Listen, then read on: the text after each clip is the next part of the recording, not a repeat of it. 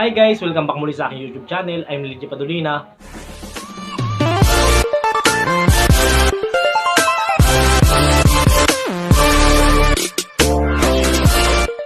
For today's video guys ay pag-uusapan natin kung magkano nga ba ang sahod dito sa Jollibee.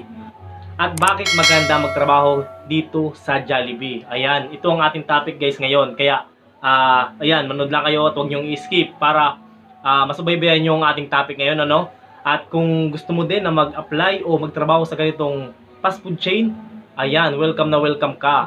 At pwedeng-pwede kang mag-apply dito. Ayan. Okay, bago natin umpisahan ang vlog na to, nagpapasalamat muna ako sa mga to, sa lalabas sa screen. Ayan. Thank you po sa pagtanggap nyo sa akin. At thank you po sa mga informasyon. Ayan.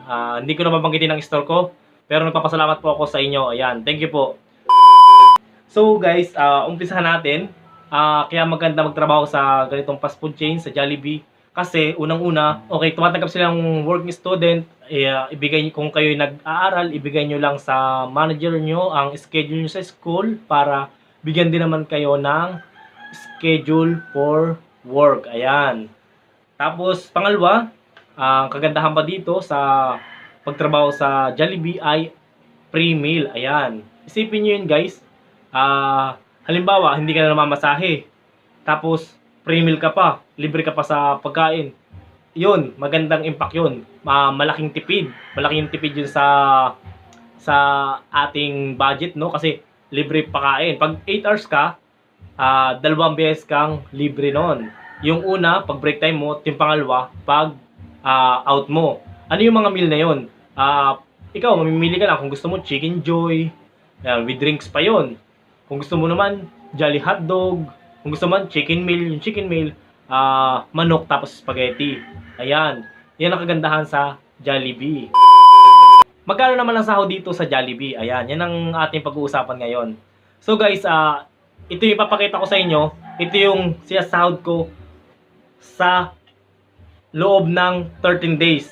At ito ay nakapix sa 8 hours. Ayan. Magkano nga ba? Yan ang ating katanungan. Magkano nga ba? Kasi dito guys sa amin sa NCR, ang sahod po sa amin dito, ang minimum wage ay 537. So, itatimes lang natin siya sa 13 days times 537. So, yan guys ang lumabas. Ayan. Wala yung OT. Ayan. Ipapakita ko sa inyo sa screen. Wala yung OT guys. At pumalo siya guys ng halos 7 plus. Ayan. Nandiyan sa screen. Halos 7 plus. Ayan. Nireveal ko sa inyo guys kung magkano ang sahod ko. Kaya kung gusto nyo na mag-apply sa ganitong fast food chain, welcome na welcome po kayo. Tumatanggap po sila ng high school graduate at working student. Kaya ano pang hinihintay nyo? Pwede na po kayo mag-apply. Ayan. At kung nakatulong ang video na to, please subscribe lang po para marami po tayong magawang video. At kung mayroon pa kayong katanungan, ayan, comment lang po kayo sa baba para masagot ko naman yan. Ayan. Thank you for watching guys. Hanggang sa muli, Lel Jeff.